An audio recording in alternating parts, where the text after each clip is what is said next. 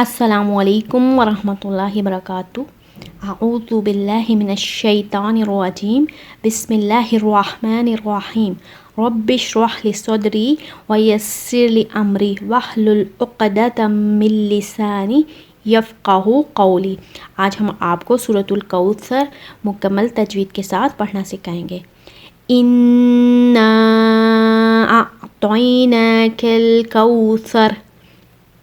नून मुशद्दद, ये जो नून के ऊपर साइन है इसको अरबी में तशदीद कहते हैं और इसको उर्दू में इसको तशदीद कहते हैं और अरबी में इसको शद्दा कहते हैं। यानी जब भी ये साइन होगा नून के ऊपर तो उसको हम अरबी में कहेंगे कि नून मुशद्दद। ये नून मुशद्दद है और इसको हमने गुन्ना के साथ अदा करना है। जब ये साइन होगा नून के ऊपर तो नून को आपने गुन्ना के साथ अदा करना है। और उसके बाद ये जो नून के ऊपर मद है इसको मद जायज़ मुनफसिल कहते हैं। इस मद का मतलब है कि आपने यहाँ नून को 4 से 5 हरका खींच के अदा करना है। 4 से 5 हरका आपने नून को खींचना है। और उसके बाद ये जो तौ है इसको उर्दू में तोएं कहते हैं और अरबी में तौ कहते हैं। तो आपने इस तौ को हमेशा मोटी आवाज़ में अदा करना है। नून के ऊपर ये जो साइन है इसको उर्दू में खड़ा ज़बर और अरबी में अलिफ सगीरा कहते हैं। मीन्स यहाँ आपने नून को 2 हरका खींचना है। उसके बाद काफ के साथ जो अलिफ नज़र आ रहा है आपको, इसको अरबी में कहते हैं हमज़तुल वसल। तो ये अलिफ साइलेंट अलिफ होता है, ये लिखा हुआ होता है लेकिन ये पढ़ा नहीं जाता है। इस अलिफ को आपने नहीं पढ़ना है। काफ को आपने लाम में मिलाना है। और उसके बाद सा को अरबी में अदा करने का तरीका ये है कि आपकी ज़बान की जो नोक का पीछे वाला हिस्सा ना, थोड़ा सा पीछे, बिल्कुल ज़बान की नोक से जो थोड़ा सा पीछे वाला हिस्सा है उसको आपने अपने सामने वाले दांतों के किनारों से टच करना है तो सा आपका अदा होगा। अरबी में सा को अदा करने का ये तरीका है।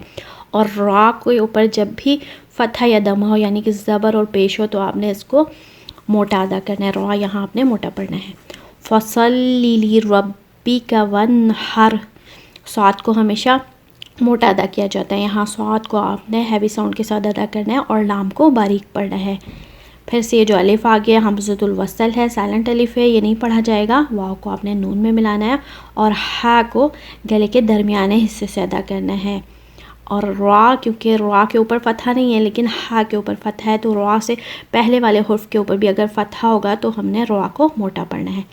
इन्न शानिअका हुवल अबतर। यहाँ पर अगेन ये जो नून है इसके ऊपर शद्दा है तो ये नून मुशद्दद है, इसको हमने गुन्ना के साथ अदा करना है लेकिन इसको हमने यहाँ क्विकली पढ़ना है क्योंकि नून के साथ अलिफ मत्तिया नहीं है, अलिफ मत्ता नहीं है। तो आपने यहाँ नून को क्विकली पढ़ना है, बस गुन्ना के साथ नून को पढ़ना है और नून को लॉन्ग नहीं करना।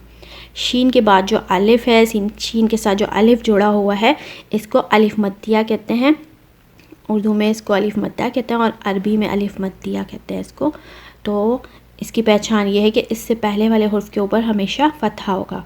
तो यहाँ शीन के ऊपर फतहा है तो ये अलिफ मद्दिया है। तो मीन्स आपने यहाँ शीन को 2 हरका खींचना है। जब भी ऐसा अलिफ होगा किसी हुर्फ के साथ तो उसको आपने 2 हरका खींचना है। यहाँ आपने शीन को 2 हरका खींचना है।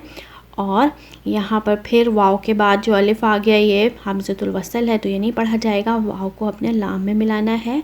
और बा के ऊपर जब भी सुकून की अलामत होगी, बा के ऊपर ये जो अलामत नज़र आ रही है आपको, ये जो साइन है इसको सुकून कहते हैं। ठीक है, तो ये सुकून की अलामत है। तो जब भी बा के ऊपर सुकून की अलामत होगी तो सुकून का साइन होगा तो आपने इसको कलकला के साथ अदा करना है, अब इस तरह करके।